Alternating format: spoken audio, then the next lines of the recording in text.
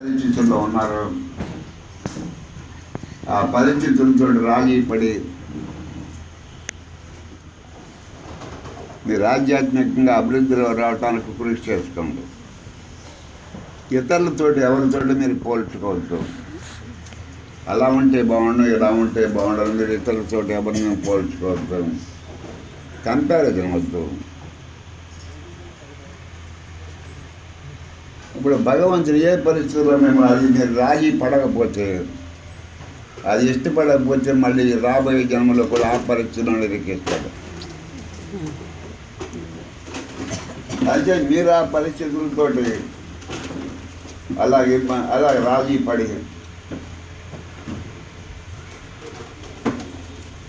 మీరు సర్దుకుంటూ భౌతికంగా కూడా మీ సాధన మీరు చేసుకుంటే నెక్స్ట్ టైం ఆ పరిస్థితులు మీకు ఆ పరిస్థితులు మీరు ఎదుర్కోకుండా మీకు హయ్యర్ భర్త వస్తుంది, రియలైజేషన్కి అనుకూలమైన భర్త వస్తుంది.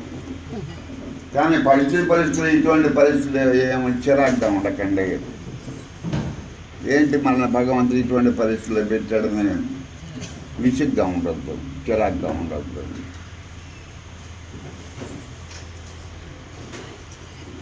ఎక్కడో చోట కాంప్రమైజ్ అవ్వకపోతే,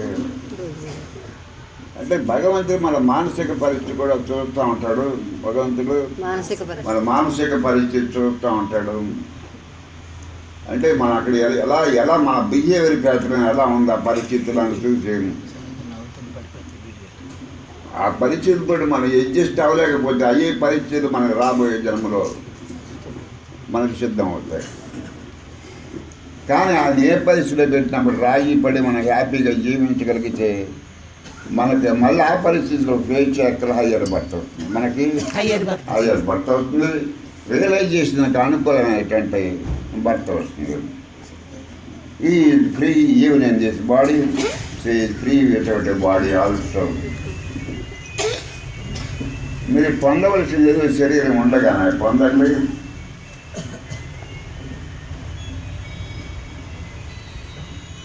మీకు భగవంతుడు శరీరం ఇచ్చాడు,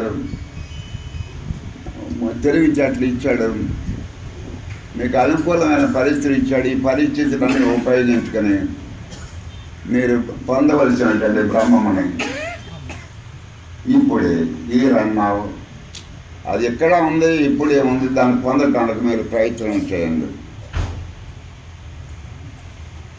is free without a body also.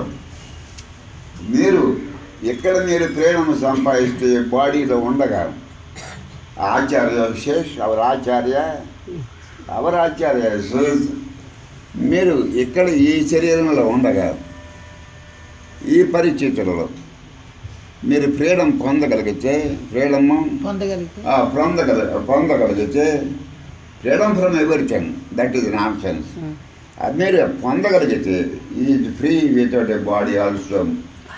మీరు ఈ శరీరంలో ఉండగా ఏ స్థితిని అయితే పొందారో బాడీ ముగిసిన తర్వాత, ఫిజికల్ బాడీకి డెత్ వచ్చిన తర్వాత అదే స్థితిని కంటిన్యూ అవుతుంది. కానీ కొత్తగా మీరు పొందిది ఉండదు. అంచేత శరీరం ఉండగానే, ఈ శరీరాన్ని ఉండగానే దీన్ని సద్వినియోగం చేసుకుని మీరు పొందవలసింది ఏదో పొందండి. అయితే అన్ని అవకాశాలు ఉన్నప్పుడే మీరు ఏమి చేయలేకపోతే, ఏమి పొందలేకపోతే, శరీరం లేనప్పుడు, అవకాశాలు లేనప్పుడు మీరు ఏమి చేయగలరు? చేసింది ఏమీ లేదు. అంటే ఈ బాడీని మనం మ్యాక్సిమమ్ ఉపయోగించుకోవాలి. మనకి లోపల ఏదో బ్రహ్మం ఉందంటున్నారు, అంటే అది నిజమైన స్థాయి, ట్రూ స్థాయి. ఆ బ్రహ్మకి మరొక పేరు సైలెన్స్ అని చెప్పవచ్చు. అది ట్రూ సైలెన్స్. ఎక్కడైతే మనస్సు నశించిందో అక్కడి నుంచి మనకి ట్రూ సైలెన్స్ ఏదవుతుంది, అదే ప్యూర్ సైలెన్స్.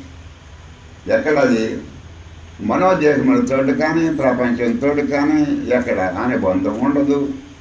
అదే ప్యూర్గా ఉంటుంది. ఆ సైలెన్స్ ప్యూర్గా ఉంటుంది. దాన్ని జీవితంలో మీరు ఒక్కసారైనా ఎక్స్పీరియన్స్ చేయాలి.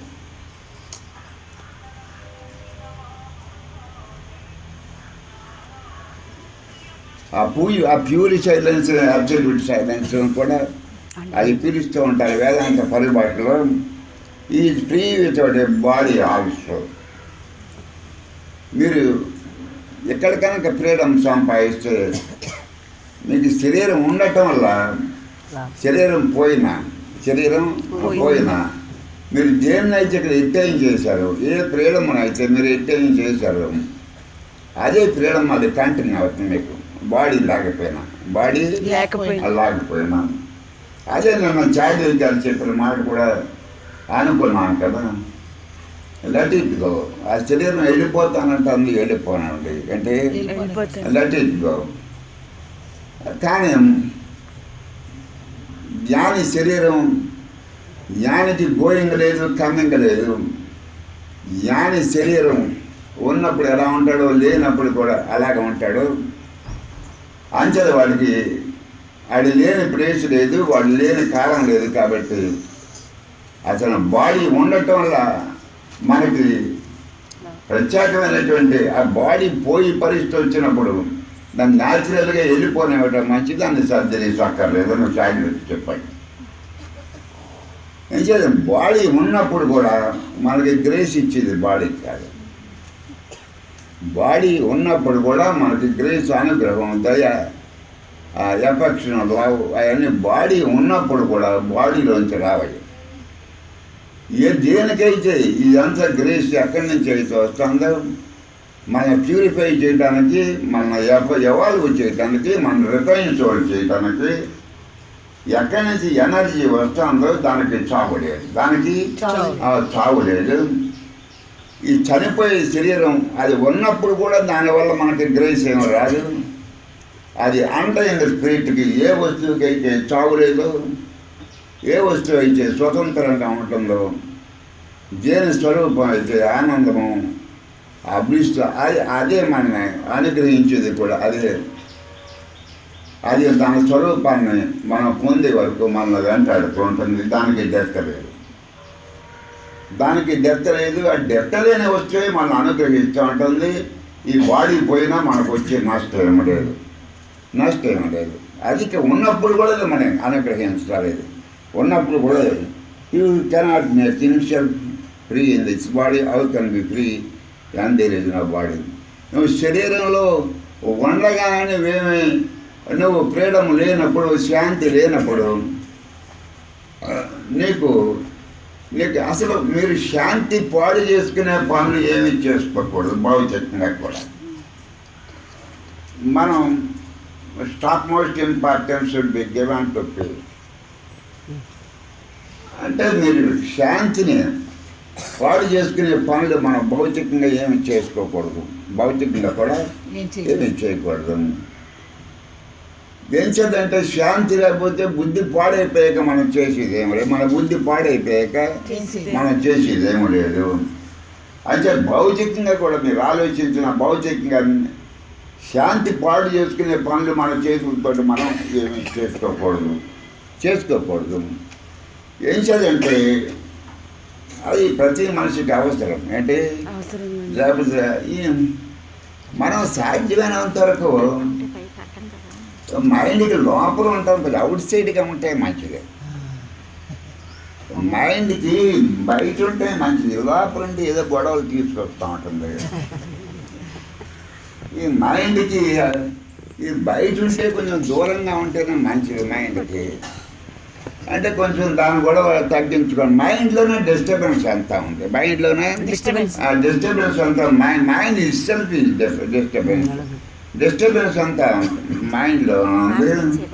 అంటే దానికి లోపల ఉండటం కంటే కొంచెం అవుట్ సైడ్ దూరంగా బయట ఉంటే మనకి మంచిదని అనిపిస్తుంది. దానికి మంచిదని అనిపిస్తుంది. మైండ్ని పెట్టుకుని సైలెంట్గా ఎలా ఉండగలరు మనం?